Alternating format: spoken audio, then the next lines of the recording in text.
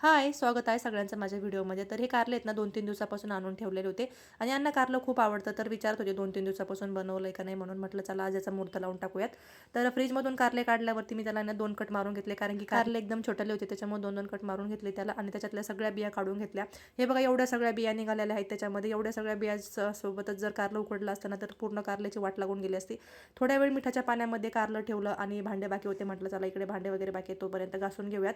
आणि नंतर आहे ना गॅसवरती कढाई ठेवून त्याच्यामध्ये थोडंसं तेल टाकून घेतलं आणि नंतर आहे ना हळद आणि मीठ मिक्स करून कारल्याच्या आतमधल्या आपण ज्या बिया काढल्यात ना त्याच्यामध्ये सगळं ते मिक्स लावून घेतलेलं होतं आणि नंतर मग कारले आहेत ना फोडणीला टाकून दिलेले होते. आणि कारलं शिजताना आहे ना कधीच झाकण वगैरे ठेवायचं नाही कारण की यांना झाकण ठेवल्यावरती कारलं आहे ना खूप कडू होतं. आणि हे सगळं त्याच्यामध्ये टाकून घेतल्यावरती ना तेलामध्ये मी त्याच्यामध्ये ना थोडंसं चिंचाचं पाणी टाकलं होतं. तुम्हाला हवं असेल तर तुम्ही लिंबू पण टाकू शकतात. मी चिंच आणि लिंबू हे दोन्ही पण टाकलं होतं. हे दोन्ही पण टाकल्यामुळे ना कारलं अजिबात आपलं कडू होत नाही.